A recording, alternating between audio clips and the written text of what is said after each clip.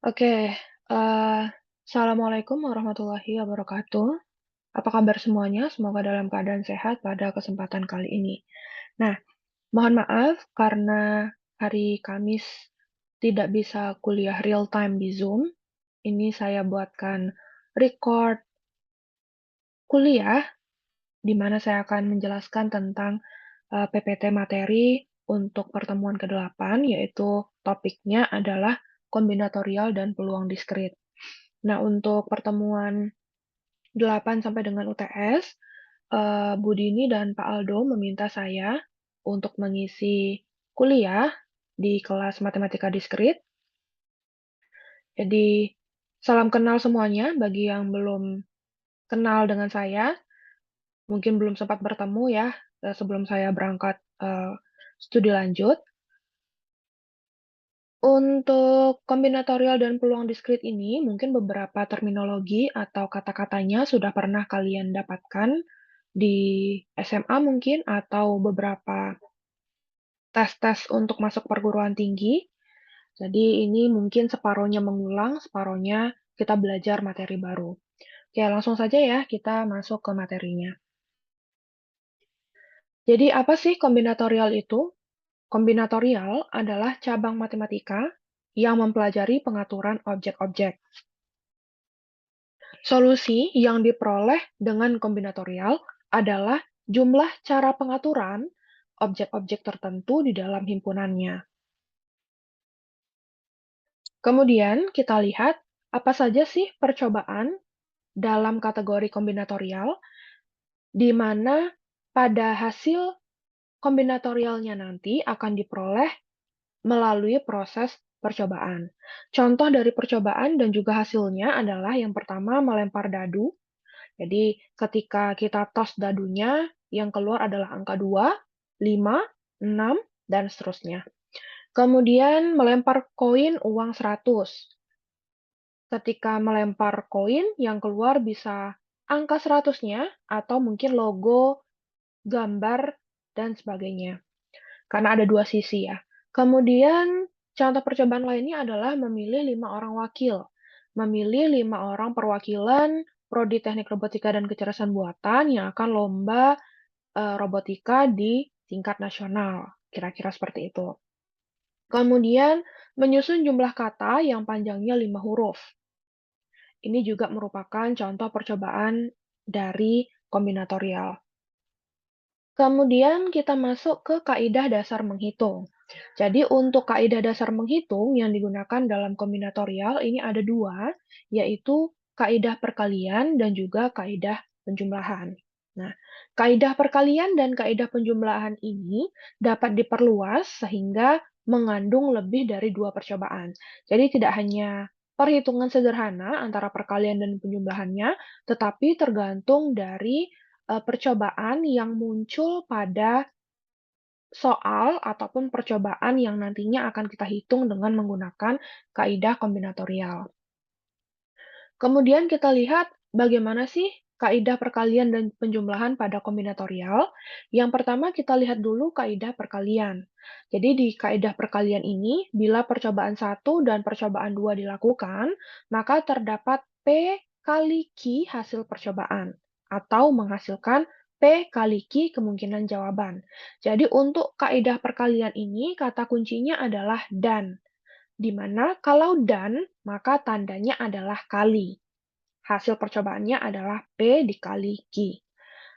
Kebalikannya dengan penjumlahan, bila hanya ada satu percobaan saja yang dilakukan, percobaan 1 atau percobaan 2, maka terdapat P plus Q kemungkinan hasil percobaan atau menghasilkan P plus Q kemungkinan jawaban yang mungkin terjadi pada percobaan tersebut.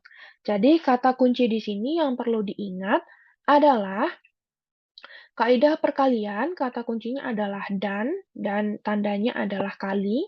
Kemudian untuk penjumlahan adalah atau, kata kuncinya. Kemudian tandanya adalah tanda plus. Ya, ini adalah kata kunci untuk kaidah perkalian dan penjumlahan pada kombinatorial. Kemudian kita lanjut. Nah, di sini kita lihat contohnya bagaimana cara menggunakan kaidah perkalian dan kaidah penjumlahan. Misalkan dua buah dadu yang berbeda warna, ada satu dadu warna merah, satu dadu warna putih. Kita tos. Ada berapa macam cara untuk mendapatkan jumlah angka 4 atau 8? Maka di sini kita bisa mencari jawaban untuk soal ini adalah cara untuk mendapatkan jumlah angka sama dengan 4 adalah dadu merah dan dadu putih. Ini kombinasinya. Dadu merah 1, dadu putih 3, dijumlahkan 1 tambah 3, 4, 2 tambah 2, 4, 3 tambah 1, 4. Karena tadi target kita adalah mendapatkan jumlah angka 4. Maka kalau kita hitung, ada 1, 2, 3. Ada 3 cara. Sebentar, saya annotate saja. Ada 1, ada 2, ada 3. Ada 3 cara. Kemudian kita lihat, setelah kita mendapatkan jumlah angka 4, kita sekarang mau mendapatkan jumlah angka 8. Maka dengan cara yang sama seperti cara sebelumnya, dadu merah dan dadu putih 2, 6 dijumlahkan 8, 3, 5 dijumlahkan 8, 4, 4 dijumlahkan 8, 6, 2 dijumlahkan 8, 5, 3 dijumlahkan 8. Maka kita hitung ada berapa cara? 1, 2, 3, 4, 5. Maka ada 5 cara.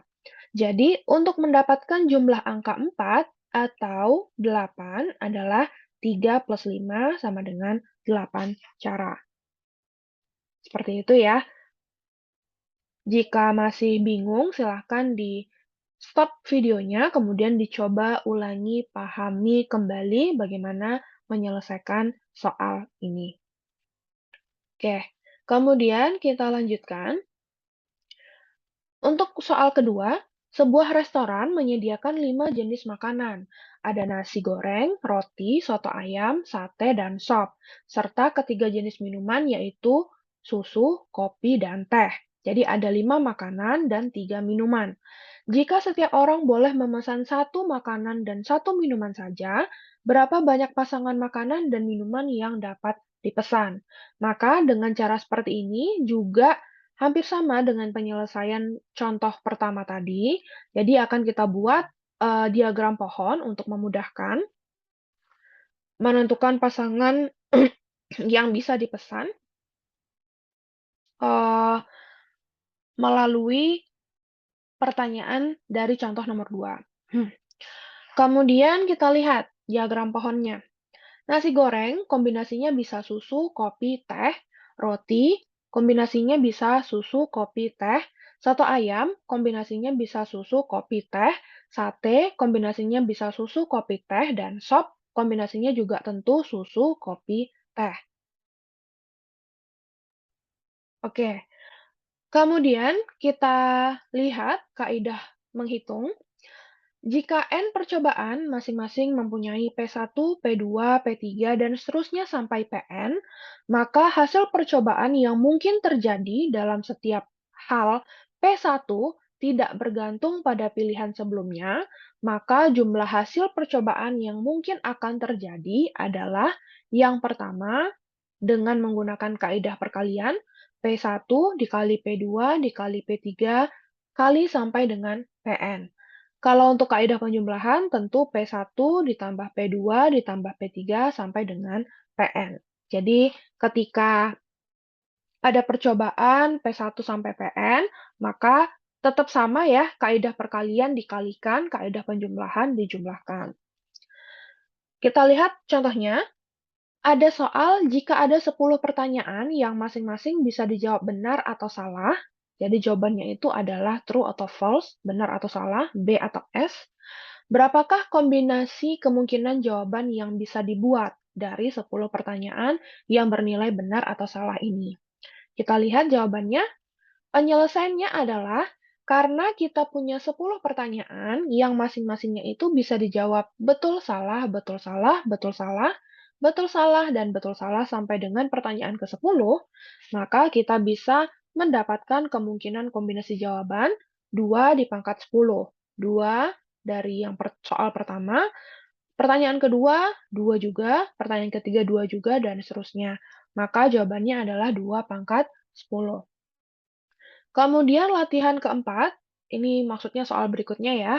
Misal terdapat 6 buah buku berbahasa Inggris, 8 buah buku berbahasa Prancis, dan 10 buah buku berbahasa Jerman. Masing-masing buku tentu berbeda judulnya. Berapakah jumlah cara memilih? Yang pertama, 3 buah buku, masing-masing dari setiap buah buku yang berbeda bahasa, yaitu satu bahasa Inggris, satu bahasa Prancis, dan satu bahasa Jerman. Dan pertanyaan yang kedua, satu buku sembarang bahasa. Boleh itu Inggris, boleh itu Prancis, atau boleh itu Jerman. Yang penting satu buku diambil dari seluruh tumpukan buku yang ada. Nah, kalau soal seperti ini, maka cara mencarinya adalah kita cari dulu yang A. Yang A tadi bagaimana cara memilih 3 buah buku dengan masing-masing dari setiap bahasa. Inggris, Perancis, dan Jerman. Maka kita tinggal mengalihkan, karena ini adalah kaidah perkalian, maka kita bisa kalikan 6 dikali 8 dikali 10. Maka jawabannya adalah 480 cara untuk memilih 3 buah buku dari setiap bukunya itu, bahasanya itu terambil. Kemudian yang kedua, yaitu satu buku sembarang bahasa. Maka kalau seperti ini, kita bisa tahu, kita bisa menghitung dengan menggunakan kaidah penjumlahan, yaitu 6 dari bahasa Inggris, 8 dari bahasa Prancis, 1 dari bahasa Jerman. Maka 6 ditambah 8 ditambah 10 adalah 24 cara yang bisa digunakan untuk memilih satu buah buku dengan sembarang bahasa. Nah, sampai di sini semoga masih bisa mengikuti ya, karena ini masih sederhana, bentuk kombinatorial yang sederhana.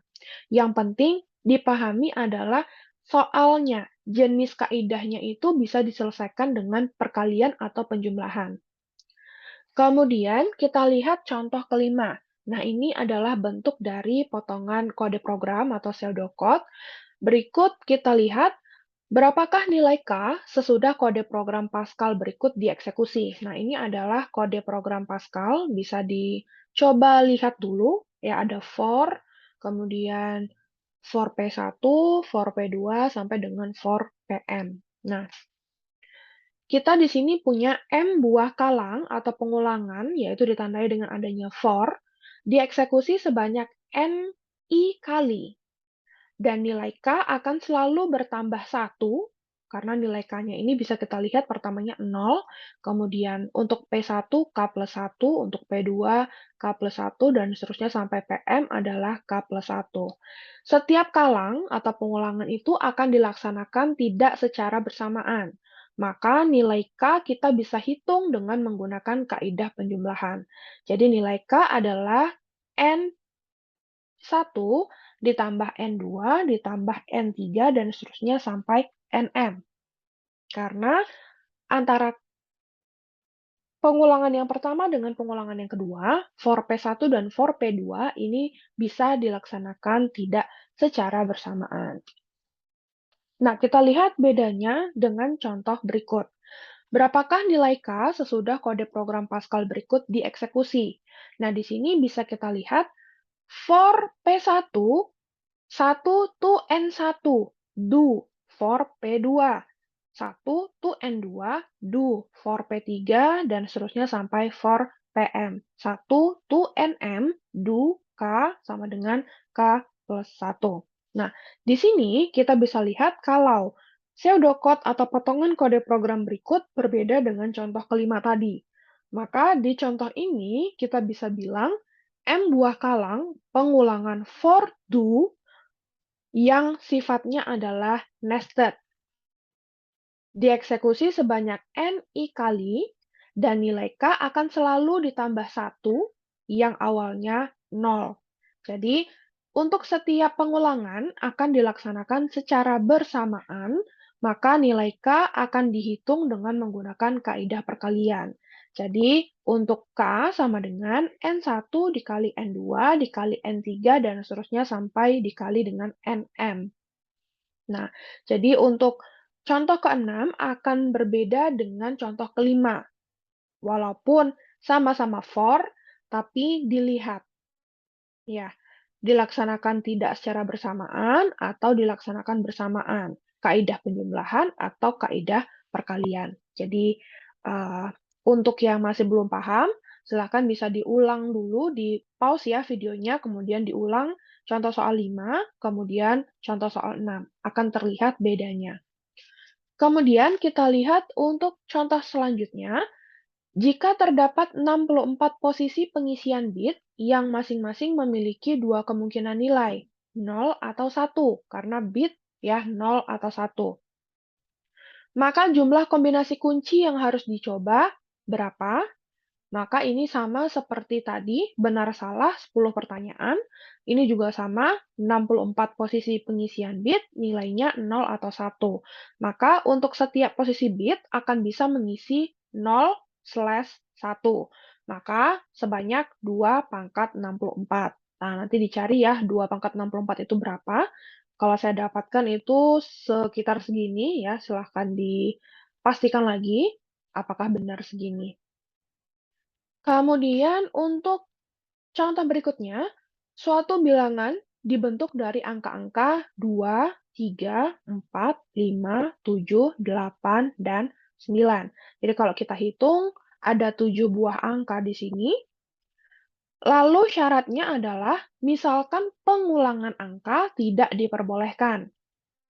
Maka soal yang ditanyakan, berapakah banyak bilangan 4 angka yang kurang dari 5.000, namun habis dibagi 5 yang dapat dibentuk dari angka-angka tersebut? Maka, bagaimana cara mencari jawaban untuk percobaan ini? Jadi caranya kita buat dulu slot-slot yang akan diisi oleh angka. Karena yang diminta pada soal adalah berapa banyak bilangan 4 angka, maka untuk slotnya kita buat 4, karena 4 angka bilangan yang akan dibentuk. Kemudian kita mulai masuk ke yang pertama. Karena disyaratkan bilangan kelipatan 5 pada soalnya yang kurang dari 5.000 namun habis dibagi 5, maka angka yang paling kanan hanya bisa diisi dengan angka 5 saja, karena angka 5 akan habis dibagi 5. Jadi hanya ada satu possible way untuk mengisi angka yang paling kanan. Kemudian kita masuk ke angka pada posisi pertama, harus diisi berapa. Jadi posisi pertama itu ini ya, ini saya buat annotate dulu. Biar tidak bingung, ini 1, ini 2, ini 3, ini 4. Ya, jadi posisi pertama, posisi kedua, posisi ketiga, dan keempat. Tadi kita sudah dapat untuk 4 ini diisi 5. Kemudian untuk posisi pertama dapat diisi dengan 3 cara, yaitu 2, 3, 4. Yang nilainya kurang dari 5.000. Ya, karena di soalnya tadi kita diminta untuk mencari yang nilainya itu dikurang dari 5.000. Kemudian angka di posisi kedua dapat diisi dengan 5 cara, artinya kita sekarang mencari posisi kedua. Dua angka lain sudah dipakai untuk posisi ke-1 dan ke-4. Maka yang tinggal adalah selain angka eh,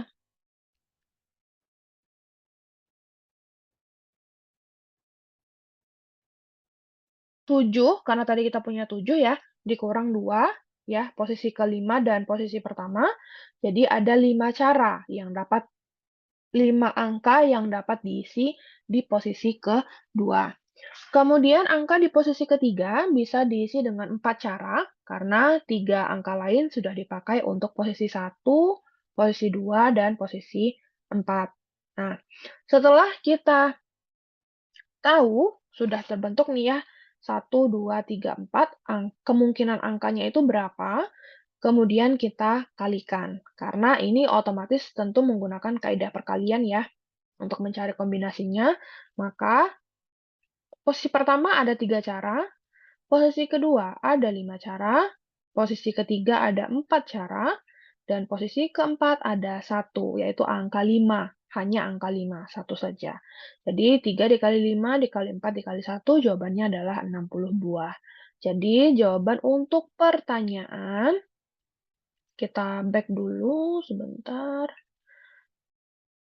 Berapa banyak bilangan 4 angka yang kurang dari 5.000 namun habis dibagi 5 yang dapat dibentuk dari angka 2, 3, 4, 5, 7, 8, 9 yang ada 7 buah angka tadi adalah 60 buah. Kemudian kita lanjut. Prinsip inklusi eksklusi. Nah, apa sih prinsip inklusi dan eksklusi pada kombinatorial dan peluang diskrit? Artinya adalah informasi terkecil yang dapat disimpan di dalam memori komputer disebut dengan byte, mungkin semuanya sudah tahu ya. Setiap byte akan disusun oleh 8 buah bit. Nah, di sini kita lihat berapa, mohon maaf, berapa banyak jumlah bit.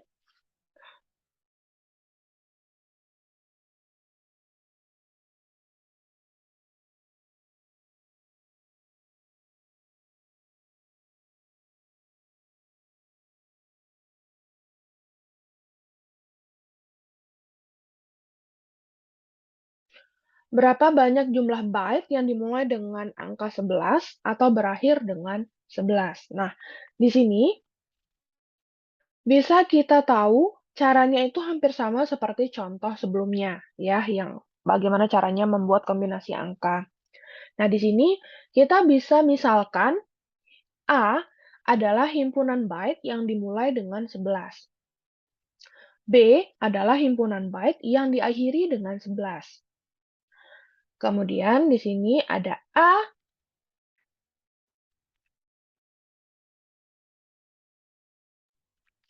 Irisan B adalah himpunan byte yang berawal dan berakhir dengan 11. Maka bagaimana cara menjawab pertanyaan tersebut? Di sini, oh ya, karena tadi kita punya dan di sini punya gabungan.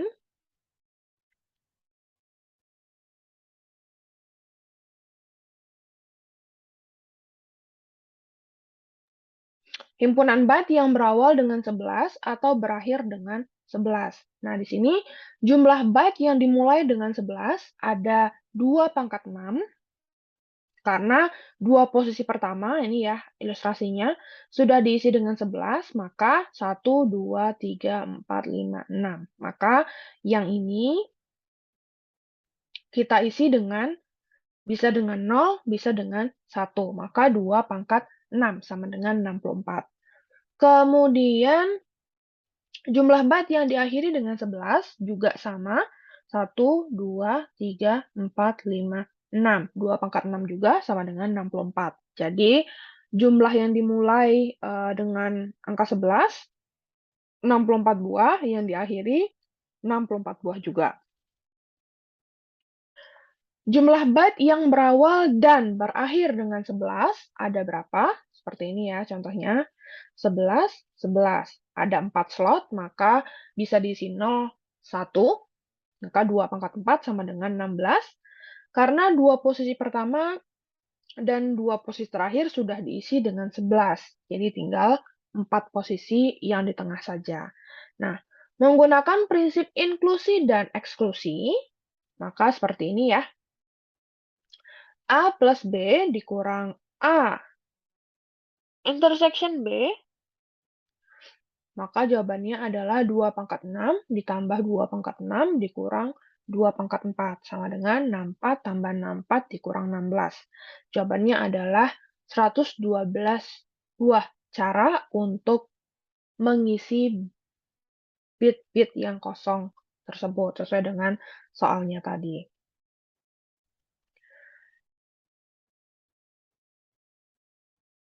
Kemudian kita masuk ke permutasi. Nah, mungkin ini bukan hal yang begitu baru. Kata-kata permutasi sudah mungkin kalian ketahui apa maksudnya, dan tidak berbeda juga dengan apa yang sudah kalian ketahui di SMA atau mungkin di ketika kalian belajar mempersiapkan masuk perguruan tinggi atau mungkin mata kuliah kalkulus ya, atau mungkin probabilitas statistik atau waktu belajar data dan pustaka mungkin. Nah, jadi permutasi itu apa sih? Permutasi adalah jumlah urutan berbeda dari pengaturan objek-objek. Jadi ini adalah bagian dari kombinatorial dan peluang diskrit juga ya, permutasi ini. Kita lihat contoh dari permutasi. Ada bola warna merah, biru, putih, M, B, P. Kemudian ada 3 buah kotak, kotak pertama, kotak kedua, dan kotak ketiga. Bagaimana caranya membuat bola bisa masuk ke kotak yang tersedia? Jadi caranya, kalau kita berbicara tentang permutasi, maka misalkan ini adalah kotak pertama, kita isikan dengan M, kotak pertama, kotak kedua B, kotak ketiga P. Itu adalah satu cara. Kemudian cara lain, kotak pertama bisa M, kotak kedua bisa P, kotak ketiga bisa B. Jadi di kotak kedua, di percobaan kedua, kita bisa mendapatkan M, P, B. Begitu juga di kotak pertama kita bisa meletakkan B. Di kotak kedua kita bisa meletakkan M. Di kotak ketiga bisa kita meletakkan P. B, M, P. Kemudian kita bisa meletakkan di kotak pertama juga B, di kotak kedua P, di kotak ketiga M. B, P, M. Kemudian di kotak pertama, kalau kita letakkan P, di kotak kedua kita letakkan M, di kotak ketiga kita letakkan B, jadi PMB, atau yang terakhir, kotak pertama kita letakkan P, kotak kedua kita letakkan B, kotak ketiga kita letakkan M, jadi PBM. Nah, dari kemungkinan-kemungkinan ini, maka bisa kita jawab dengan rumus cepat, sesuai dengan kaidah perkalian dan penjumlahan tadi. Kalau kita punya 3 bola, ingin kita masukkan ke kotak, ada 3 kotak yang tersedia, maka kemungkinan urutan berbeda adalah 3 dikali 2 dikali 1. Jawabannya adalah 6 buah cara, yaitu kalau kita buktikan ada MBP, MPB, BMP, BPM, PMB, dan PBM. Maka, kalau kita lihat dari contohnya tadi, permutasi adalah jumlah urutan berbeda dari pengaturan objek-objek. Permutasi merupakan bentuk khusus dari aplikasi untuk aturan perkalian. Jadi untuk permutasi, itu rumusnya adalah dengan menggunakan kaidah perkalian.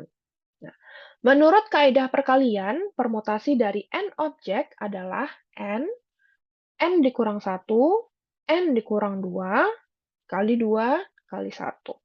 Sama dengan n faktorial. Jadi, sama dengan n faktorial ya. Jadi 3 faktorial, 3 dikali 2 dikali 1, 4 faktorial, 4 dikali 3 kali 2 kali 1, dan seterusnya. Kemudian kita lihat contoh lain, permutasi. Misalkan kita punya sekarang bolanya lebih banyak, ada M, B, P, H, K, J. Ada bola merah, biru, putih, hijau, kuning, dan jingga. Kemudian kita punya 3 kotak, kotak pertama, kotak kedua, dan kotak ketiga. Maka kemungkinan urutan berbeda yang bisa dimasukkan atau yang kita bisa atur untuk bola yang kita punya kepada 3 kotak adalah 6 faktorial. 6 dikali 5 dikali 4 dikali 3 dikali 2 dikali 1. Sama dengan 120 buah cara. Ini jika contoh ada N buah bola yang berbeda warna dan R buah kotak, maka kotak pertama bisa diisi oleh salah satu dari N bola. Kotak kedua bisa diisi oleh salah satu dari N dikurang 1 bola. Karena tadi untuk kotak pertama kan sudah ada ya salah satu bola yang berbeda apapun warnanya, salah satu warna. Sedangkan untuk kotak kedua tentu N dikurang 1 bola, karena tadi sudah dipakai satu bolanya itu di kotak pertama. Begitu juga dengan kotak ketiga, dapat diisi oleh salah satu dari N dikurang 2 bola, karena sudah dipakai oleh kotak pertama dan kotak kedua. Kemudian kotak ke R dapat diisi oleh salah satu dari N dikurang R dikurang 1. karena sudah dipakai dulu oleh kotak-kotak sebelumnya. Maka, menurut kaidah perkalian, jumlah urutan berbeda dari penempatan bola berdasarkan ilustrasi slide sebelumnya adalah n dikurang 1, n dikurang 2, sampai dengan n dikurang r dikurang 1. Jadi, eh, ada berapa pilihan tergantung dari jumlah bola dan kotaknya. Kemudian kita lihat ada yang disebut dengan permutasi R. Apakah permutasi R ini jumlah susunan berbeda dari pemilihan R objek yang diambil dari N objek disebut permutasi R. Dilambangkan dengan P, N, R. Yaitu R-nya ini harus lebih kecil sama dengan N. Jadi kalau kita lihat definisi secara konsep, permutasi R dari N elemen adalah jumlah kemungkinan urutan R buah elemen yang dipilih dari N buah elemen. Syaratnya harus R-nya tadi harus lebih kecil sama dengan N. Nah, dalam hal ini, setiap kemungkinan urutan tidak boleh ada elemen yang sama. Ini harus menjadi hal yang perlu untuk diperhatikan. Tidak ada elemen yang sama pada permutasi R. Jadi kalau kita lihat, rumusnya apa sih permutasi R tadi, di mana R-nya itu harus lebih kecil daripada N. P N di koma R sama dengan N faktorial dibagi N dikurang R, kemudian difaktorialkan. Contohnya seperti ini. Jumlah cara memasukkan 6 buah bola yang berbeda warnanya ke dalam 3 buah kotak. Maka P, N, R. N-nya 6, R-nya 3 buah kotak. Maka tadi rumusnya N faktorial dibagi N dikurang R faktorial. Maka 6 faktorial per 6 dikurang 3, 3 faktorial. Maka jawabannya adalah 120. Jumlah kemungkinan urutan 2 dari 3 elemen himpunan A, di mana himpunan itu berisi A, B, C adalah, maka P, N di koma R, P sama dengan 3, P 3,2 sama dengan 3 faktorial dibagi 3 dikurang 2 faktorial. Dapatlah 3 faktorial dibagi 1 faktorial sama dengan 6. Jadi sebetulnya tidak terlalu rumit juga ya cara mencari permutasi R ini. Hanya saja yang perlu diperhatikan adalah manakah N-nya, manakah R-nya. Jika sudah ketemu N dan R, maka tinggal gunakan rumus. N faktorial dibagi dalam kurung N dikurang R, baru kemudian difaktorialkan untuk bagian N dikurang R faktorialnya.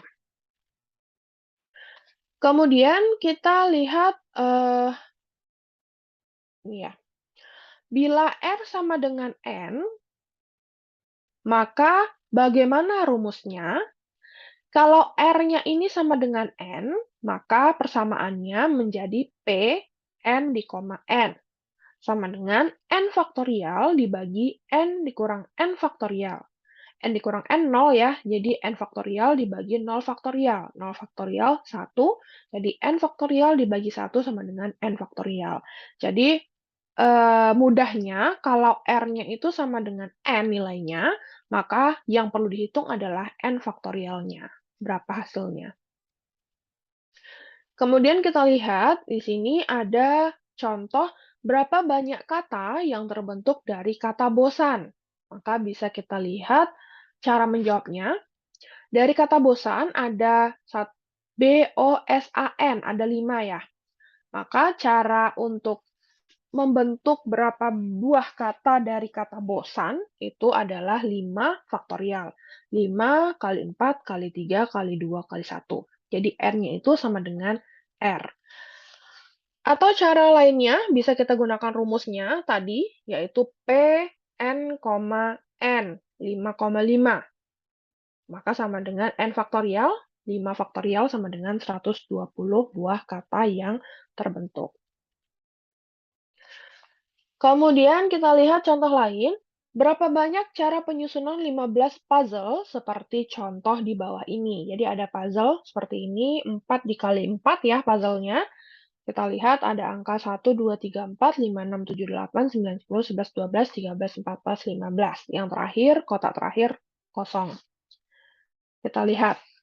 Maka cara penyusunan 15 puzzle dengan kotak 4 kali 4 ini adalah apakah P 16,15 karena di kotak terakhir itu tidak ada angkanya, dianggap 16,15 atau tetap 16,16.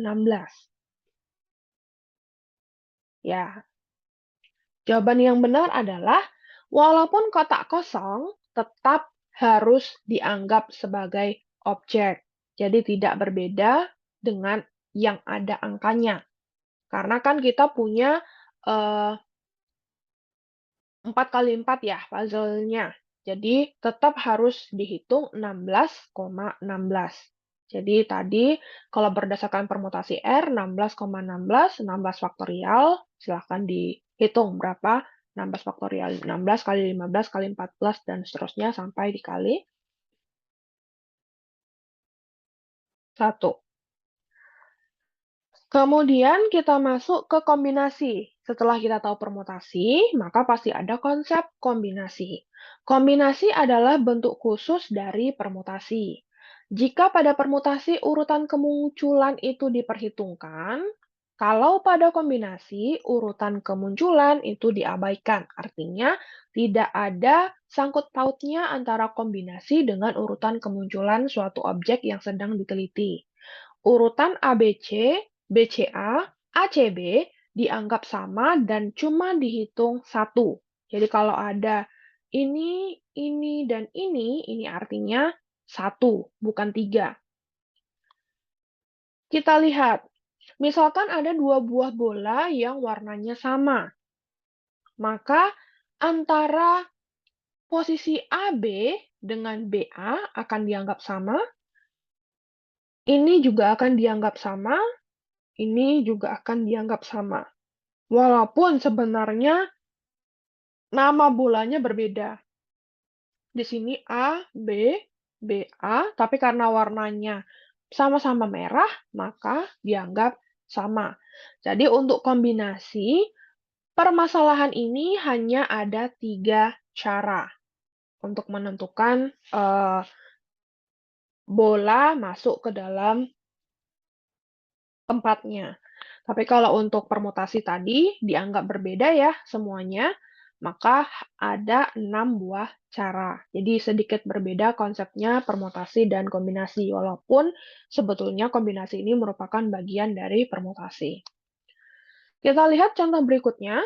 Jumlah cara memasukkan 2 buah bola yang warnanya sama ke dalam 3 buah kotak. Maka kita cari dengan menggunakan cara 3,2. Kita tahu N-nya mana, R-nya mana. Maka kita dapatkan jawabannya 3 faktorial dibagi 1 faktorial, 3 dikurang 2 ya, dibagi dengan 2 faktorial. Dapatlah 3. Maka ada 3 buah bola, ada 3 cara bila 2 buah bola yang warnanya sama itu dimasukkan ke dalam 3 buah kotak. Kemudian, bila jumlah bola 3 dan kotak 10 sekarang, maka berapakah jumlah cara memasukkan bola ke dalam kotak? Maka caranya sama, P dikurang P N, R dibagi R, dapatlah hasilnya 10 dibagi 10 dikurang 3 faktorial, dibagi dengan 3 faktorial. Dapatlah hasilnya 10 dikali 9 dikali 8 dibagi 3 dikali 2 dikali 1. Kemudian kita lihat secara umum jumlah cara memasukkan R buah bola yang berwarna sama ke dalam N buah kotak, rumusnya adalah N faktorial dibagi R faktorial, N dikurang R faktorial. Rumus C sama dengan N faktorial dibagi R faktorial, N dikurang R faktorial, disebut rumus kombinasi R. Dan lambangnya itu bisa C, Cn, R atau bentuknya seperti ini ya, CNR. Kombinasi R itu artinya kombinasi R elemen dari N elemen, jumlah pemilihan yang tidak terurut dari R elemen yang diambil dari N buah elemen. Rumusnya seperti ini ya, C N, R sama dengan N faktorial dibagi R faktorial, N dikurang R, kemudian difaktorialkan. C N, R itu akan dibaca N diambil dari R. Artinya, R objek diambil dari N buah objek. Kita masuk ke interpretasi kombinasi. Misalkan kita punya himpunan A, elemen himpunannya adalah 1, 2, 3. Maka jumlah himpunan bagian dengan dua elemen yang dapat dibentuk dari himpunan A ada 3 buah, yaitu 1, 2 sama dengan 2, 1, 1, 3 sama dengan 3, 1, 2, 3 sama dengan 3, 2. Atau kalau kita mau pakai rumusnya, CNR sama dengan 3 faktorial dibagi 3 dikurang 2 faktorial, 2 faktorial sama dengan 3 faktorial dibagi 1 faktorial, 2 faktorial, sama dengan 3 buah cara. Kita lihat contoh lain, ada berapa cara yang dapat memilih 3 dari 4 elemen himpunan, himpunan A dengan elemennya ada A, B, C, D. Nah, bisa kita lihat kalau persoalan kombinasi ini, urutan kemunculan ketiga elemen tersebut tidak penting. Jadi contohnya nih, kita punya himpunan bagian A dengan 3 elemen, ada ABC, ABD, ACD, dan BCD. Nah, di sini kita lihat, permutasi setiap himpunan bagiannya akan muncul ABC, ACB, BCA, BAC, CAB, CBA. Ini dianggap sama. Jadi dianggap satu. Ini juga dianggap satu. Ini juga dianggap satu. Ini juga dianggap satu. Maka ada berapa cara dapat memilih 3 dari 4 elemen himpunan? Jawabannya adalah 4. Jadi ini ya, kalau kita mau pakai rumus yang tadi, kita pakai rumus 4,3, 4 faktorial dibagi 3 faktorial, 4 dikurang 3 faktorial sama dengan 4. Yaitu himpunannya ada ABC, ABD, ACD, dan BCD. Karena yang lainnya dianggap sama dengan yang utama lah, kita pilih salah satu.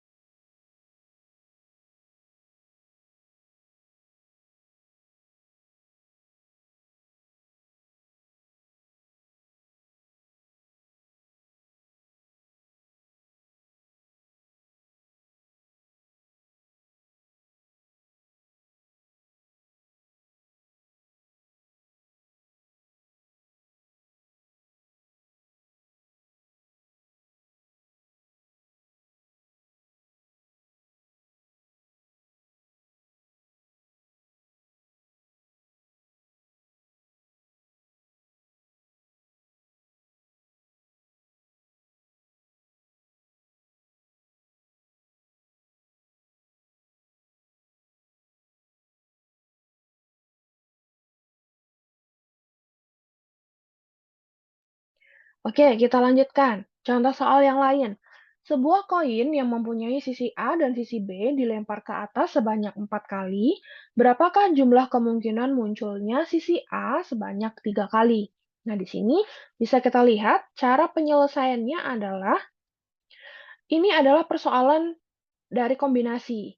Karena kita tidak mementingkan kapan sisi A tersebut muncul. Yang penting sisi A tersebut muncul. Jadi jumlah kemungkinan munculnya sisi A sebanyak 3 kali adalah C 4,3, cari dengan rumus tadi ya. Maka kita dapatkan P faktorial, 4 faktorial, mohon maaf, dibagi 3 faktorial, 4 dikurang 3 faktorial, dapatlah hasilnya 4. Jadi, jumlah kemungkinan munculnya sisi A sebanyak 3 kali adalah 4 buah kemungkinan. Kemudian, untuk contoh berikutnya, panitia ada 6 orang, jumlah wanita lebih banyak daripada jumlah pria. Panitia terdiri dari 5 wanita, 1 pria, maka dapat dibentuk dengan C 10,5 dikali C 8,1. Panitia terdiri dari 4 wanita, 2 pria, maka bisa dibentuk dengan menggunakan rumus C 10,4 dikali C 8,2. Kalau panitia terdiri dari 6 wanita, 0 pria, maka bisa dibentuk dengan C 10,6 dikali C 8,0. Maka cara pembentukan panitia seluruhnya adalah tinggal ditambahkan atau dijumlahkan. Untuk yang ini ditambah dengan ini, ditambah dengan ini.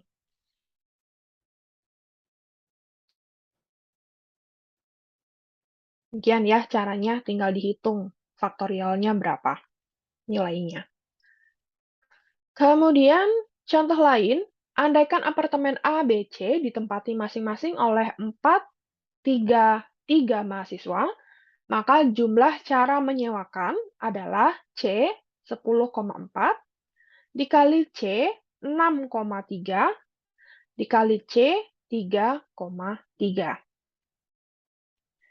Kemudian, kalau soalnya apartemen ABC ditempati masing-masing oleh 3, 4, dan 3 mahasiswa, maka jumlah cara menyewakannya adalah C 10,3 dikali C 7,4 dikali C 3,3. Kemudian, kalau kita andaikan apartemennya itu ditempati oleh 3, 3, dan 4 mahasiswa, maka jumlah cara menyewakan adalah C 10,3 dikali C 7,3 dikali C 4,4. Jadi kalau kita ingin mengetahui total keseluruhan cara menyewakan dari 3 penempatan tadi adalah tinggal dijumlahkan. Ini dijumlahkan dengan ini, dijumlahkan dengan ini. Cari faktorialnya, bagikan, jumlahkan seluruhnya. Ya, begini adalah contoh-contoh soal dari kombinasi, bukan permutasi ya. Kemudian kita lihat, ini ada gambar koordinat, sumbu X, Y, kemudian kita lihat dimulai dari 0,0, A-nya 2,3. Kita lihat sekarang panjang lintasan sama dengan M plus N langkah. M untuk horizontal, N untuk vertikal. Jadi, kita lihat panjang lintasannya berapa? Kita bisa lihat A 2,3, 0, maka 2 kurang 0, 2 kurang 0, 3 dikurang 0. Dan kemudian kita jumlahkan. 2 ditambah 3 sama dengan 5. Jadi, banyaknya lintasan adalah, dapat kita cari kombinasinya, C 2 ditambah 3,2, atau kita bisa bilang langsung untuk yang sudah tahu ya bagaimana cara mencarinya, C 5,2 dapat 10, dan C 2 plus 3,3 atau C 5,3 kita juga dapatkan 10.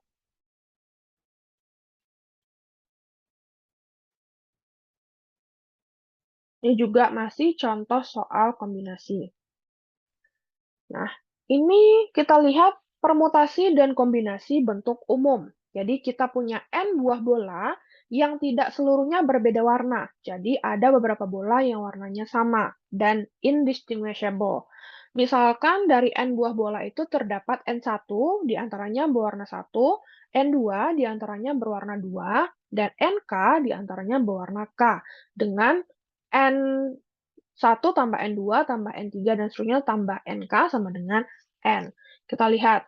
Dengan demikian, permutasi N buah bola yang mana N1 berwarna 1, N2 berwarna 2, NK berwarna K adalah bisa dihitung dengan menggunakan rumus ini. Jadi, P, N, N1, N2 sampai dengan NK sama dengan Pn, N dibagi N1 faktorial, N2 faktorial, sampai dengan NK faktorial. Jadi rumusnya adalah N faktorial dibagi N1 faktorial, N2 faktorial, sampai dengan NK faktorial. Jadi, jumlah cara pengaturan seluruh bola ke dalam kotak sesuai dengan rumusnya tadi ya.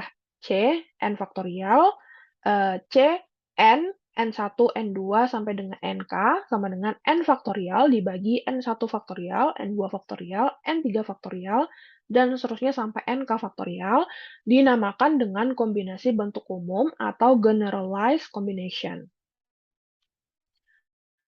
Nah, kita bisa lihat bahwa tidak ada perbedaan antara permutasi bentuk umum dengan kombinasi bentuk umum, karena keduanya bisa dihitung dengan rumus yang sama.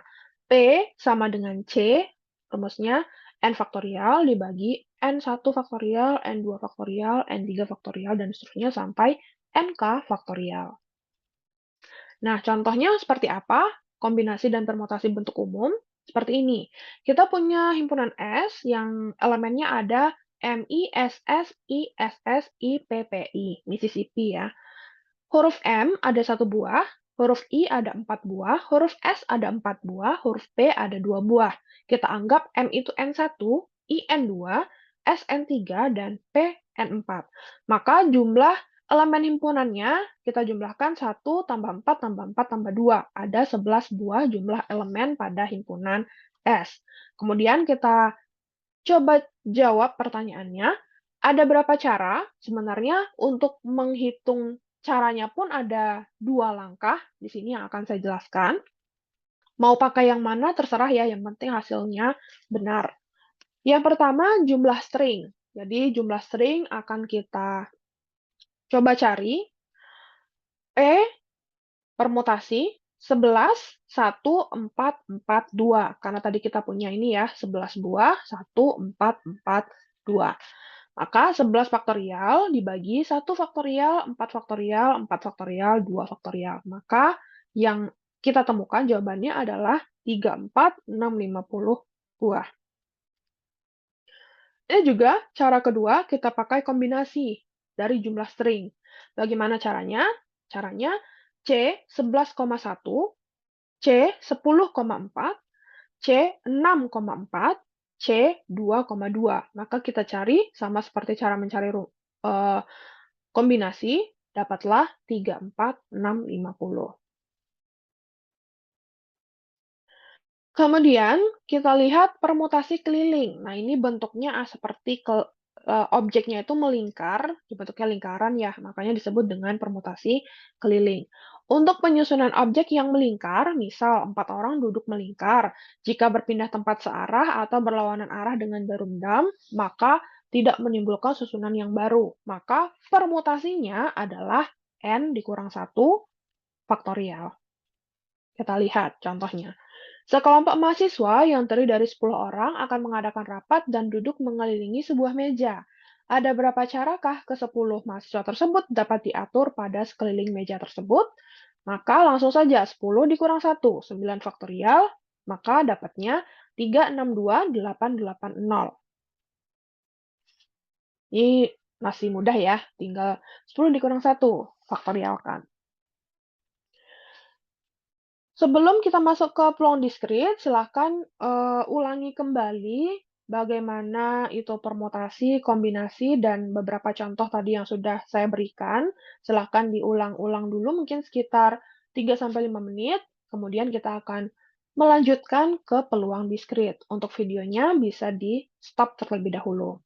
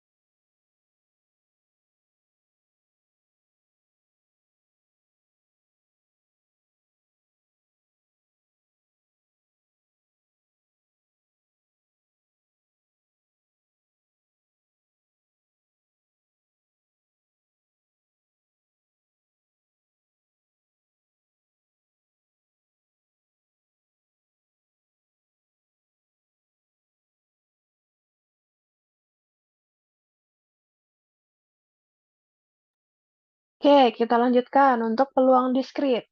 Apa sih peluang diskrit ini? Peluang diskrit itu himpunan semua kemungkinan hasil percobaan dinamakan ruang contoh dari percobaan tersebut. Setiap hasil percobaan di dalam ruang contoh tadi disebut dengan titik contoh. Dan kalau kita lihat, hasil-hasil percobaan tersebut akan saling terpisah atau disebut dengan mutually eksklusif. Ruang contoh tadi bisa dilambangkan dengan S, dan titik-titik contohnya bisa dilambangkan dengan X1, X2, dan seterusnya, sampai dengan XI atau XN.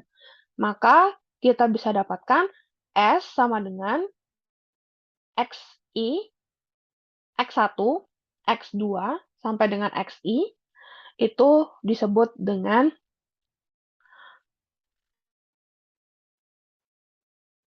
ruang contoh diskrit. Peluang terjadinya sebuah titik contoh dinamakan peluang diskrit dan disimbolkan dengan PXI. Jadi berhubungan erat peluang diskrit ini dengan ruang contoh diskrit.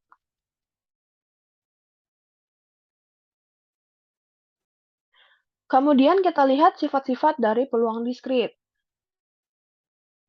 0 kecil sama dengan PXI, kecil sama dengan 1, yaitu nilai peluang bilangan tidak negatif dan selalu lebih kecil atau sama dengan 1. Kemudian kita punya sum PXI sama dengan 1, artinya jumlah peluang semua titik contoh di dalam ruang S adalah 1. Kita lihat, pada pelemparan dadu S, 1, 2, 3, 4, 5, 6, peluang munculnya setiap angka adalah sama, yaitu 1/6. Ya, ini sepertinya contoh soal-soal seperti ini sudah kalian temui di ujian masuk SBMPTN, Mandiri, seperti ini ya pasti di bagian matematikanya. Kemudian contoh lain, uang logam punya dua buah muka yaitu gambar dan angka. Jika sebuah koin logam dilempar, maka peluang munculnya muka gambar adalah 1/2. Jelas ya, karena kita hanya punya dua ruang contoh. Begitu juga peluang munculnya muka angka adalah 1/2. Jika dua buah koin logam dilempar, maka ruang contohnya adalah S, AA, GG, AG, dan GA. Maka peluang setiap titik contoh adalah 1/4. Ya, 1/4.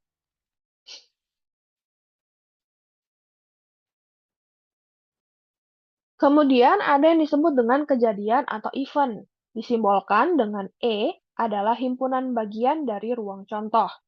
Suatu kejadian dikatakan terjadi jika salah satu dari titik contoh tersebut terjadi. Apa rumusnya untuk kejadian atau event ini? PE sama dengan E dibagi S. Sama dengan varians, standar deviasi, XI, elemen E, PXI. Contohnya, pada percobaan melempar dadu S 1, 2, 3, 4, 5, 6, kejadian munculnya angka ganjil adalah tentu yang angka ganjil 1, 3, 5. Jadi S-nya adalah 6, E-nya adalah 3, karena E tadi merepresentasikan dari kejadian munculnya angka ganjil.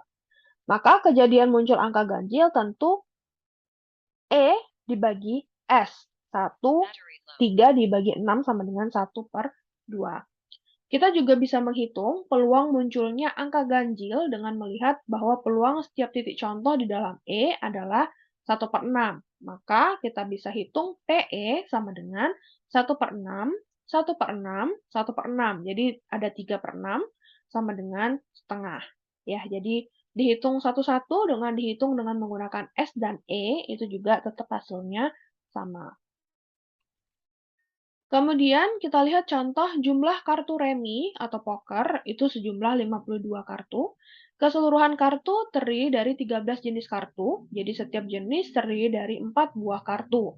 13 jenis kartu adalah 2, 3, 4, 5, 6, 7, 8, 9, 10. Joker, ratu, queen, king, dan as. Setiap pemain remi awalnya akan mendapatkan 5 buah kartu. Berapa peluang dari 15 kartu tersebut mengandung 4 kartu dari jenis yang sama? Dengan cara seperti ini merupakan topik atau skopnya peluang diskrit. Kita lihat caranya. Jumlah cara mengambil 5 kartu sembarang dari 5 buah kartu, ini merupakan kombinasi ya, kombinasi C52,5, dapatlah hasilnya ini, ya 2 juta sekian.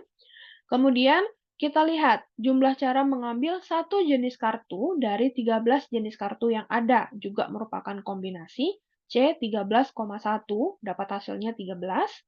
Jumlah cara mengambil 4 kartu dari 4 kartu yang sejenis adalah kombinasi 4,4, dapat hasilnya 1. Kemudian jumlah cara mengambil satu kartu lagi dari 48 kartu yang tersisa, juga kombinasi C 48,1 sama dengan 48, sehingga peluang dari 5 kartu tersebut mengandung 4 kartu yang sejenis adalah tinggal dikalikan dan dibagi dengan cara mengambil 5 kartu sembarang. Jadi, C13,1 dikali C4,4 dikali C48,1 dibagi dengan C52,5. Dapatlah hasilnya, peluangnya mungkin mengandung 4 kartu sejenis adalah 0,00024. Kemudian kita lihat koefisien binomial. Nah, ini adalah koefisien atau teorema di mana angka satunya membentuk angka segitiga.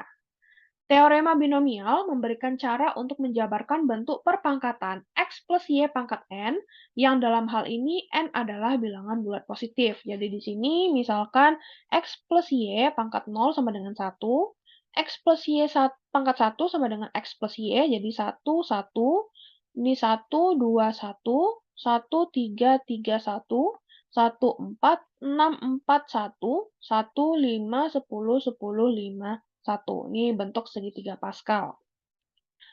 Kemudian kita lihat aturan untuk menjabarkan bentuk perpangkatan x plus y pangkat n adalah, yang pertama, kita lihat dulu suku pertama adalah x pangkat n, sedangkan suku terakhir adalah y pangkat n. Di sini ya.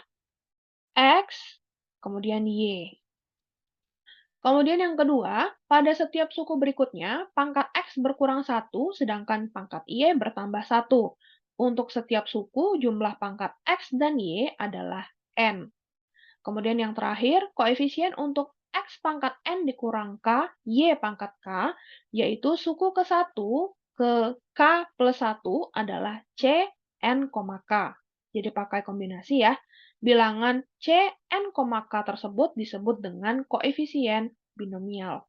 Jadi, koefisien binomial itu adalah koefisien untuk suku ke K plus 1, di mana menggunakan kombinasi N, K. Gitu ya.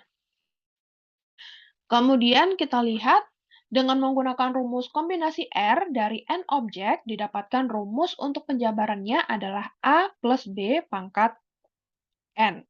Dan teorema binomialnya, jika A dan B adalah bilangan real dan N adalah bilangan bulat positif, maka A plus B pangkat N sama dengan sum C N, K, A pangkat N kurang K, B pangkat K, di mana C N, K ini adalah koefisien binomial.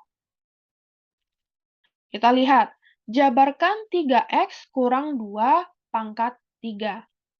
Maka seperti ini ya, A-nya 3X, B-nya minus 2. Dari sini ya, 3X kurang 2 pangkat 3. Maka A plus B pangkat 3 sama dengan C 3,0 A pangkat 3 ditambah C 3,1 A pangkat 2 B pangkat 1 ditambah C 3,2 A pangkat 1 B pangkat 2 ditambah C 3,3 B pangkat 3. Maka didapatkan Hasilnya untuk 3x kurang 2 pangkat 3 adalah 27x pangkat 3 dikurang 54x pangkat 2 ditambah 36x dikurang 8. Kemudian contoh lain, tentukan suku keempat dari penjabaran perpangkatan x kurang y pangkat 5. Maka langsung kita gunakan rumusnya. C 5 dikurang 3, x pangkat 5 dikurang 3, minus y pangkat 3, sama dengan minus 10, x pangkat 2, y pangkat 3. Karena yang diminta adalah suku keempat. Kemudian, ada yang disebut dengan prinsip pigeonhole atau prinsip sarang merpati. Jika N merpati terbang menuju ke rumah merpati dan K itu nilainya kecil dari N, maka disebut dengan teorema prinsip sarang merpati. Jika N plus 1 atau lebih objek ditempatkan di dalam N kotak, maka paling sedikit terdapat satu kotak yang berisi 2 atau lebih objek. Teoremanya, jika M objek ditempatkan di dalam N kotak, maka paling sedikit terdapat satu kotak yang berisi minimal M dibagi N objek. Contohnya, dari 27 mahasiswa, paling sedikit terdapat 2 orang yang namanya diawali dengan huruf yang sama, karena hanya ada 26 huruf dalam alfabet. Berapa mahasiswa yang berinisial sama di dalam kelas tersebut? Maka bisa kita gunakan prinsip sarang merpati. Dari 27 mahasiswa, paling sedikit terdapat 2 orang yang namanya diawali dengan huruf yang sama, karena hanya ada 26 dalam alfabet A sampai Z. Jika kita menganggap 27 huruf awal dari nama-nama mahasiswa sebagai merpati dan 26 huruf alfabet sebagai 26 buah lubang merpati, maka kita bisa menetapkan pemasangan 27 huruf awal nama ke 26 huruf alfabet sebagai lubang merpatinya, eh, maka bisa didapatkan kesimpulannya adalah paling sedikit 2 huruf awal dari nama mahasiswa. Oke ya. Kemudian, misalkan terdapat banyak bola merah, putih, dan biru di dalam sebuah kotak. Berapa paling sedikit jumlah bola yang diambil dari kotak tanpa melihat ke dalam kotak untuk menjamin bahwa sepasang bola yang berwarna sama juga ikut terambil. Nah, di sini juga kita menggunakan prinsip sarang merpati. Jadi, setiap warna dianggap sebagai sarang merpati, maka N-nya adalah 3, karena tadi kita punya merah, putih, dan biru. Jika orang mengambil paling sedikit N plus 1 sama dengan 4 bola, maka dipastikan sepasang bola yang berwarna sama ikut terambil. Jadi, jika hanya diambil 3 buah, maka ada kemungkinan tiga-tiganya itu warnanya berbeda satu sama lain. Jadi, 4 buah bola adalah jumlah minimum yang harus diambil dari dalam kotak untuk menjamin terambilnya sepasang bola dari kotak yang sama, yang warnanya juga sama.